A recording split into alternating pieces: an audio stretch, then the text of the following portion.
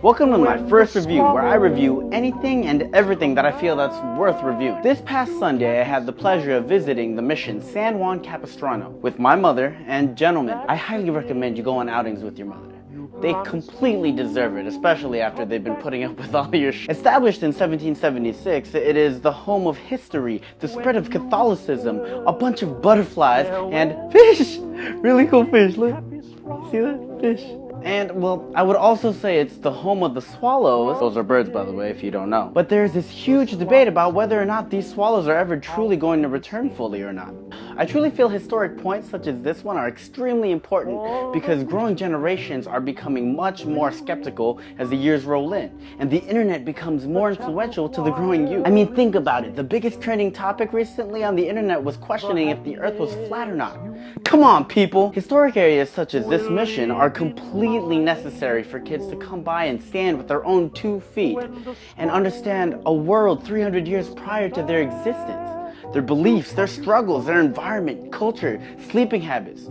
With experiences such as this one, it'll help the younger persons develop empathy through appreciation. One of the most valuable assets to being a productive element in society. That was kind of a rant, so end rant. Behind me are a bunch of clips of my trip as I checked out the different rooms and beautiful scenery on this beautiful day. Some paranormal activity, but I don't like sharing that kind of stuff. It kind of creeps me out. Anyways, Capo Unified, kids.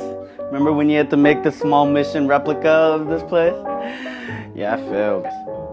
Miguel Unipercera, you could say, was the main man of this mission to spread Catholicism in the West. Whoa, this really looks like that new Battlefield 1 game. This is known as a jewel of the California missions, considering its well placement and so close to the beach and trading routes. Oh my god, that's a real furnace. I totally fangirled when I saw this in person because, like, I played Minecraft. In the 17,000s, this was the only thing standing in the area like this painting here. There were no cars, no buildings, no streets, just trails and wilderness. Yep, that doorknob is really small. Like, did they have, like, Deadpool hands back in the day? This specific mission sent money to George Washington to aid him in the battle at Georgetown. Father Sarah even stated God must be with them because his cause is right. It was well known to be a commerce center since it ran along the 5 freeway, which was called the Camino Real back in the day. And it was really close to the Dana Point harbor, which is called Capistrano Port back in the day. Sarah Chapel is the oldest building in California, and when I walked in there, you could totally feel it. Like I said, it was just one of those feelings that you get from actually being in a place like that. It is a building that is still in use, but yet eldest in the entire state. It felt eerie sitting in there recording everything, especially since I was raised Catholic, and having an electronic device out in church was a big no-no growing up. And I didn't have cell phones, I just had my Tamagotchi. Yep, my Pikachu Tamagotchi. Not sure if you guys noticed, but the background songs playing are all the different versions of When the Swallows Come Back to Capistrano by the various artists like the Inkblots, Pat Boone, Bing Crosby, and Elvis Presley. They wrote that song about this mission. That's kind of cool. These were the instruments used to get turned back in the day. Just can't see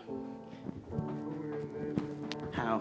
So the history lesson on the swallows of Capistrano. Before I continue, this was a normal adobe mission, but considering how well off it was in 1797, they wanted to make a large stone cathedral in this awesome area, which is in the shape of a cross, and knowing some history and culture, making churches in the shape of a cross is pretty much bad news. It took them 9 years to complete this building, but it only lasted 6 years because on December 8, 1812, a huge earthquake forced the main bell tower to collapse into the church with people inside. Several died in the area that I'm currently walking through in this video behind me, which is kind of creepy when you think about it. After the collapse of the tower, swallows saw the ruins of the cathedral and recognized the standing walls as cliffs to create nests to call home from March till October before the Great Migration back to Argentina. Until the late 90s, they have always returned, but once the area was disturbed by renovations for the buildings to last, they seldom come back to this exact location of the ruin. These swallows returning became a big part of many SoCal residents' lives growing up, which is why they are putting in an effort to bring them back home. This wall right here isn't just a random wall to Narnia, but it is a wall to replicate the swallows' natural arc where they used to originally build the nest to try to get them back. But unfortunately, all of these clips that I'm showing you are fake nests because they haven't truly come back, but there is still some hope for this feather phenomenon. If you look past the men's restroom, go into the little corridor, and then you look up, you're gonna go ahead and you're gonna see the beautiful sight of a half-made swallow's nest that's real. And if you're wondering how we know it's real, poop.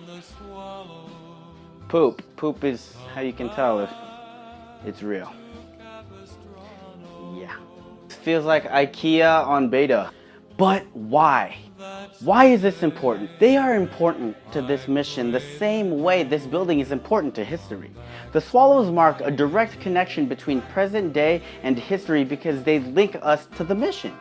Not to mention, between the months of March and October, tourist revenue doubles, making it much easier to maintain the buildings, paintings, and fountains of fish. Okay, sorry.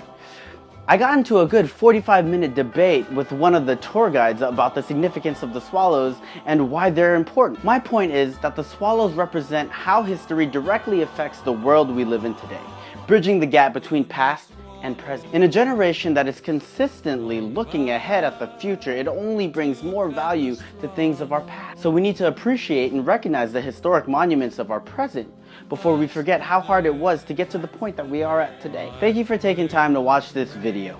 It really does mean a lot to me, and it would mean a lot to me if you guys would like and subscribe as well. Have a good one, guys.